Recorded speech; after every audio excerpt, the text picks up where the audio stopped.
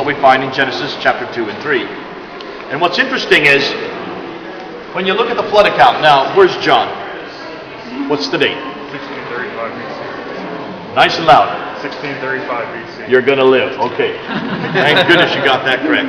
1635 BC is the date for the Atrahasis tablet that we saw in the previous room. The exact same story that we find in the Gilgamesh epic from the 6th century BC, which is older. That went up by 1,000 years. The same story has now, they found in another tablet 1,000 years earlier. It hadn't changed for 1,000 years. They assumed this was the source for the story in the Bible. They can no longer assume that anymore, because now they found another tablet, 1635 BC, same story, much, much earlier. Is that the source? That's not the only one they have found. They have now found 200 flood accounts in 200 different cultures. It looks like every culture has a flood account. When you look at the epic of creation, it's very similar to the biblical account. There's a man and a woman, they're in a garden. They were not told to eat of a certain fruit. They do. They're thrown out. It's much more simplistic than the biblical account. So what historians are now doing is, because of the fact that there's such similarity, they're looking at the style of writing in the tablets. And what you notice is these tablets are very simplistic. They're very embellished. They don't take you anywhere. They don't leave you anywhere. But when they look at the biblical account, they notice that the stories that are there are foundational for the rest of the Bible. You cannot read any other book or any other chapter of the Bible without coming back to the creation account, without coming back to the fall in Genesis 3. Otherwise, none of these stories make sense. They all refer to where sin came into the world and how God wants us, woos us back. So what the historians are now doing is they're looking and they're comparing the biblical story with these stories. And what they're finding is interesting. That the biblical account keeps everything in. Now, you're going to be my good Muslim friend, okay? And as a Muslim, you believe that Muhammad is the final prophet, right? Yes. And you tell me that you don't like the biblical story because the biblical story has many prophets that sin. Yeah. And prophets don't sin. Yes. That's correct? Yes. I want to shake your hand. You've just proven my Bible correct. By virtue of saying that the prophets don't sin, therefore the Bible must be incorrect, because prophets sin in the Bible. Yes. You have done what historians do not expect the Bible to have. Historians always know that every archaic literature, every archaic piece of literature embellishes people that are great or people that are important to their identity, like your Prophet Muhammad. Yes. In fact, when you look at the story of your Prophet Muhammad, when is it written down? Excuse me? When is it written down, the story of the Prophet Muhammad? The story, when is it written? When did they write down his story? Yeah, 16... Not the 7th century. No, after. Not the 8th century. The 9th century. Yes, the hadith. Al-Waqidi. Yes. Not the hadith, I'm talking about the Sirah. The Sirah. The Sirah is written by Ibn Hisham. Ibn Hisham Al-Waqidi. And when did Ibn Hisham die? 833. When did Muhammad die? 632. How many years? 300. 200 years. It takes 200 years to write down the story of Muhammad. 200 years of what? Silence. Where did Ibn Hisham get his material from? Nothing's written down. So where does it come from? Oral tradition. Oral tradition. What happens to oral tradition? Well, I tell you something in your ear, you tell him, he tells him, he tells him. By the time it gets to him, what I tell you and what he tells me are two different things. Have you ever played that game? Yeah, we all play. Gossip or Chinese whispers or telephone. It's a great game. And if that can happen in 15 minutes, imagine what can happen in 200 years. Yeah. Especially 200 years concerning someone who's important to your identity, as Muhammad would be. So by the time it's written down by Ibn Hisham and Al-Waqidi, it's nothing more than embellishment. And that's why, look and see, your prophet never sins.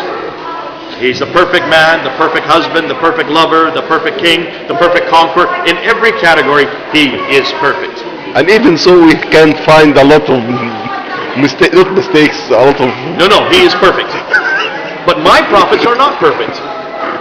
Which suggests that either my book is wrong or your book is wrong. And what we're now finding out, at the historians are surprised by how accurate the Bible is because it keeps the sins in, which is anathema. You never keep the sins of great people to your identity in your book. You always throw them out, especially if they're based on oral tradition. Yeah, that's right. Even the New Testament. Take a look at the disciples when Jesus was arrested. What did they do? They ran away Scared. from him. They didn't even try to protect him. And Peter denied Christ 3 times. Yeah. Don't you think he would like that to be thrown out of the story? Or what about Paul? No one got along with Paul. He was irascible. He got thrown into prison. Even his fellow disciples did not like him. Yet we keep those stories in, showing how accurate both the Old and New Testament are. And that's why now historians are now suggesting that not only are these they're much more impacted by theology, they're much more foundational to everything that comes after, they are also probably better written because the embellishment is not there. They keep both the bad and the good. They tell you the whole story. And yes, they retain the sins of the prophets. Now, let's apply that to the book of Daniel. And to do that, we need to come right over here to this glass cabinet and unpack that story.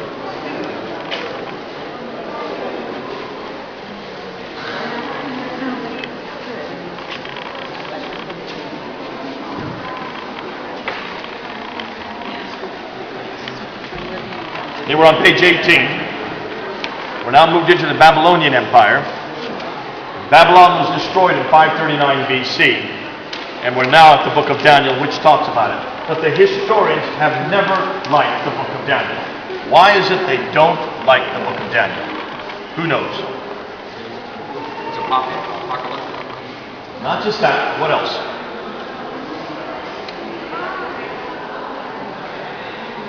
The 4 kingdoms. Yeah. Don't like the 4 kingdoms. Why?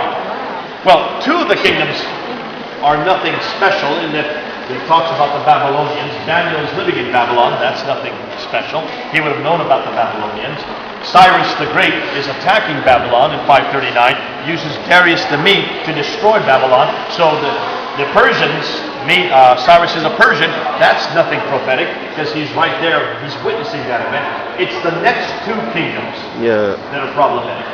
Because then The it Greek refers and Romans. to the Greeks. And Romans. Remember, Daniel is living in the 6th century. The Greeks don't appear until the The- 3rd century BC. And then he refers to the Romans, who don't appear until the 2nd century BC. How can someone in the 6th century know about the Greeks and even know about the 3 generals of Alexander the Great? Which is not going to happen for 300 years. Or the Romans, who don't exist for 400 years. So how could someone in the 6th century have known that? Historians don't like that. That's messy. And that shows that they must have knowledge that is unworkable. So what the historians have done is they've tried to find any error in the book of Daniel, any historical anachronism that could prove that the book of Daniel was not written in the 6th century, and they have found it, and that's the name Belshazzar. Belshazzar is the wrong name. If you look at these artifacts along here, these artifacts are all written by Nabonidus. Herodotus, writing in the 5th century, mentions that the last king of the Babylonians, who was destroyed by Darius the Mede, was Nabonidus. No one suggests any different. Herodotus is only writing 100 years later. He should know who the last king was, and it's not Belshazzar. In fact, there's no reference anywhere in these artifacts to Belshazzar. Only the Bible mentions Belshazzar. Remember, Belshazzar has a banquet, and there's writing on the wall that he cannot Yeah. read. Manna, And he has manna, Daniel part- come up and read the writing on the wall in Daniel chapter 5, verse 16. And after Daniel reads the writing, he then turns to Daniel and says, "You shall be number 3 in my kingdom." Now that's always been a curiosity. Why number 3? If he's number 1. We'll come back to that. But they can't find any reference to Belshazzar, proving and what's suggesting, they say, that the book of Daniel was probably written in the 2nd century, redacted back to the 6th century, did not know the name of the king, did not have their historical record very clear, and that's why this is a glaring error, which proves, therefore, that the Bible is in error. Looks like we're over a barrel. You want a solution? Yes. Well, we're not going to get it. Let's go to the next room. Hold on. You do want a solution, don't you? Yes. Well, remember what I said about the ziggurat and Ur. I said there was something that was found in the Ziggurat in Earth. Remember that picture over there? That big building, that big temple, look at with steps Yeah, going up? yeah. Inside one of those rooms was this little drum. This little drum was discovered in that ziggurat. This little drum was written by Nabonidus. It's a prayer, but look who it's to. Someone read that right there. What does it say? Can you read it?